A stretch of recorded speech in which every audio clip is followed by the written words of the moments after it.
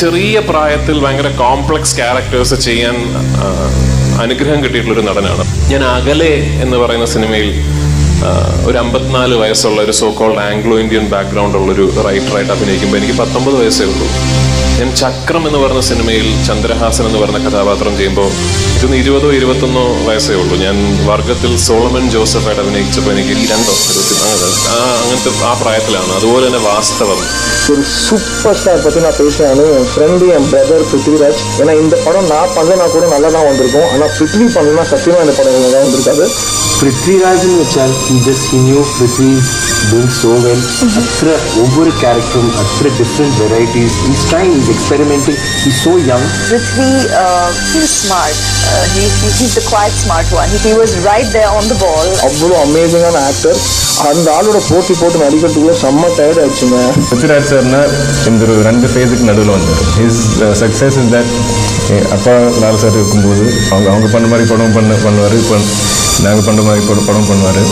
அதில் கூட ஆனால் ஹீஸ் மேட் ஸ்പേസ് വരും sir. I think Prithviraj is A fantastic actor. ഭയങ്കര ഡെഡിക്കേറ്റഡ് ആണ്. പുള്ളിക്കാരനൂടെ ആക്ട് ചെയ്യുമ്പോൾ ഈ ഗിവ്സ് ബാക്ക് സോ മച്ച്. അതുകൊണ്ട് നമ്മളെ ഇമ്പ്രൂവ് ചെയ്യും. പുള്ളിക്കാരനെ പറ്റി എന്ത് പറഞ്ഞാലും ഞാൻ പറയുന്ന he is going to be on the top. ഇടയ്ക്കൊരു സമയത്ത് ഇവിടെ മലയാളത്തിൽ എനിക്ക് സിനിമകളില്ലാതെയായി.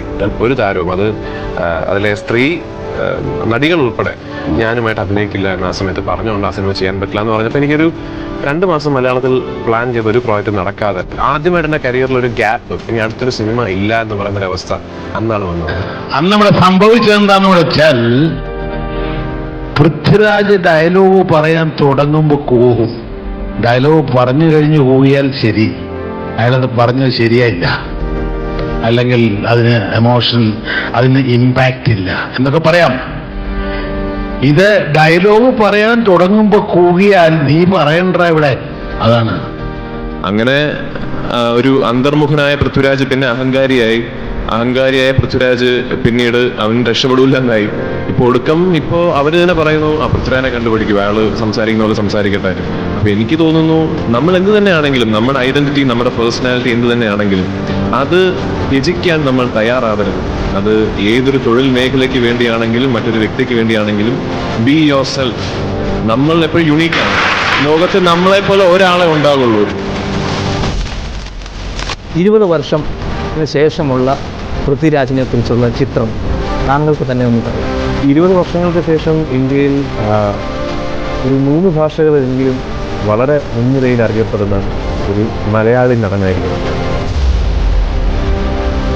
20 വർഷങ്ങൾക്ക് ശേഷം വളരെ സജീവമായി നല്ല സിനിമകൾ നിർമ്മിക്കുകയും നല്ല കമേഴ്ഷ്യൽ സിനിമകൾ പ്രേക്ഷകർക്ക് മുന്നിലെത്തിക്കുകയും ചെയ്യുന്ന ഒരു പ്രൊഡക്ഷൻ ഹൗസ് റൺ ചെയ്യുന്ന ഒരു ഫിലിം കമ്പനിയുടെ ഉടമസ്ഥനായിരിക്കണം ഞാൻ. എനിക്ക് വളരെ വളരെ താല്പര്യം തോന്നുന്ന പ്രമേയങ്ങൾ മാത്രം സിനിമാ രൂപത്തിലേക്ക് എത്തിക്കുന്ന ഒരു സിനിമാ സംവിധായകനായിരിക്കണം. ഈ പറഞ്ഞതിൽ ഒന്ന് മാത്രമേ ഉത്തരം, സംവിധാനം. അത് വിവരമുള്ളവർക്ക് പറഞ്ഞിട്ടുള്ള കാര്യം. മോഹൻലാൽ പൃഥ്വിരാജ് കൂട്ടുകെട്ടിലെത്തിയ ലൂസിഫർ സിനിമ പ്രദർശനം കേരളത്തിലെ 400 കേന്ദ്രങ്ങളിലാണ് ചിത്രം പ്രദർശിക്കുന്നത്. പൃഥ്വിരാജ് ആദ്യമായി സംവിധാനം ചെയ്ത ചിത്രമായ ലൂസിഫർ. കാലഘട്ടം എൻ്റെ അടുത്ത് ഒന്ന് തോന്നി കേട്ടിട്ട്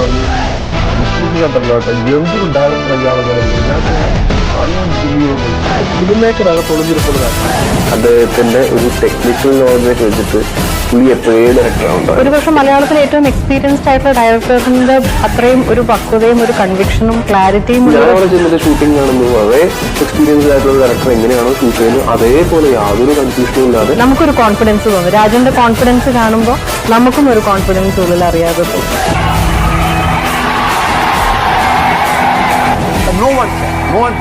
അവനെ പറ്റി തെറി പറയാം, അവനെ പറ്റി എന്തു വേണമെങ്കിൽ ചെയ്യാം. Not stop him. സാറേന്ന് വിളിക്കണം, സബ് ഇൻസ്പെക്ടർ സാറേന്ന്. ആണാണെ താളി കൈ രണ്ടു അടിച്ചു.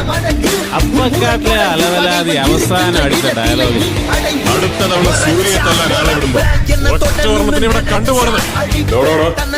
തന്റെ ക്രമീണി എനിക്ക് മനസ്സിലായി. എന്നെ ഒറ്റയ്ക്ക് പറഞ്ഞു വിടാനാണ് പ്ലാനെങ്കിൽ ഒരു ജാതകമേ ഉള്ളൂ, ഒരാളിയുടെ ജാതകം. ഈ കളി ഇന്നത്തെ കൊണ്ട് നിർത്തിക്കണം. എന്റെ അറിവിലല്ല, അത് ഞാനാണ്. വെട്ടി വടിക്കണ കഴിവറണ മോനെ, കൊലയാടി മോനെ, കഴിവറണ മോനെ. എത്ര പത്തല 3 മാസം.